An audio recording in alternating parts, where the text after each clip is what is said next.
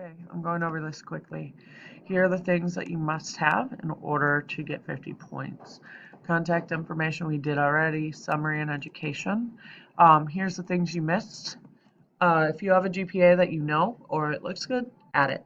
School honors and awards, that includes scholarships and any other details that make you look good here. Paid work experiences, if you did any babysitting, yard work, anything like this. Um, you could also list your unpaid work experiences. So I'll list that here.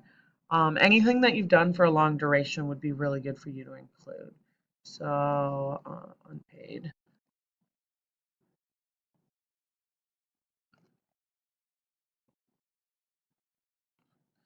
So skills would fall under the lines of like you're easy to talk to, you have computer skills, you have language skills, um, you engage with young students on a regular basis, those sorts of things, volunteer work and athletics. It should only be one page. I would accept one page front and back because as you saw, Alex Gustafson's was front and back as well. If you click on this link, there's a resume grading rubric. And let's see, this is how I'm going to generally grade your stuff. Um, so presentation, typed on a computer, action phrases, professional terminology, there's heading and extra information, and no spelling errors. Okay, this is how I will score you. If you miss stuff, it'll go down a couple of notches. You need to get at least a 20, or you have to get a 30, no, 40, 42-ish to move on. Okay. So here's some ideas. So I was giving some more examples to other students. Um, a number of you are just like listing things. If you don't have a very long resume, you especially want to do it this way, especially if you've done things that are longer or more lengthy, in soccer game and other sports activities. Go. Uh,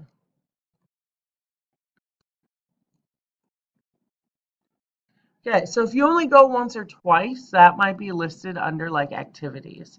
Um, like this might be where you say engage in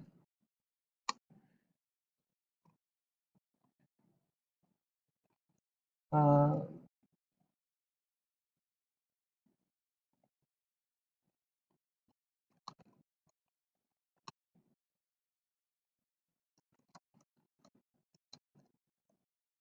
or maybe include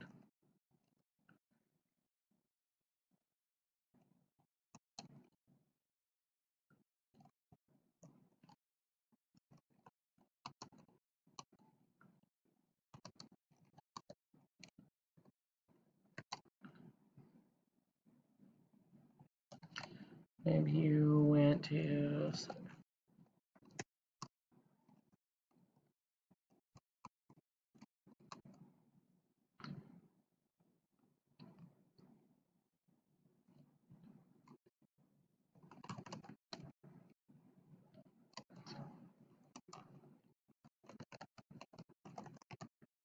okay. So if it's not long experiences, but there's still things that you've kind of done a lot, um, don't forget change experience if you don't actually have any paid experience to volunteer or extracurricular athletics. Also to make up more space, um, because some of you guys don't have a lot, so you might have to figure out a way to double up or make this a little longer. So maybe volunteer experience, you'd copy, and maybe down here before skills, you're going to paste volunteer experiences again and change it to athletics. So maybe have them two different topics. So think about your organization. So some other things you need to be aware of. Whatever you wrote up here, whatever job you're trying to get, most of you don't have experience, so you need to ensure that you're demonstrating your your ability or willingness to do a job. So the longer things or the more involved things that show your commitment and interest to an organization should be towards the top. And then some of the extra stuff should be at the bottom. Sorry. Good. I forget where I left off. I paused there. Skills would be any of your strengths, but I want them short. Hardworking, motivated,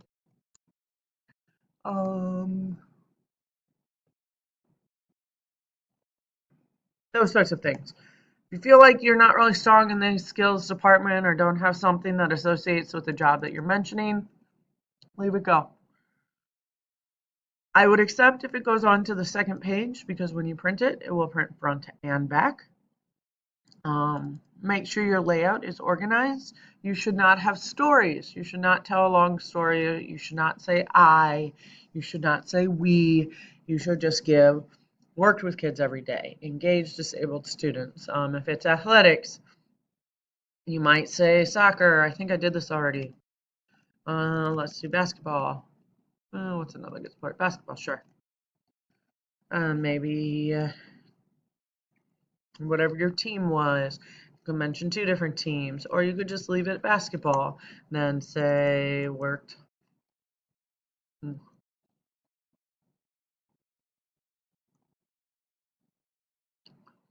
And make sure you're going in order. You can either go oldest to newest or newest to oldest. Then however you want to mention this, like if you played Lou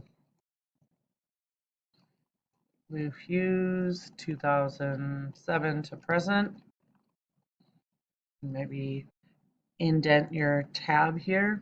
So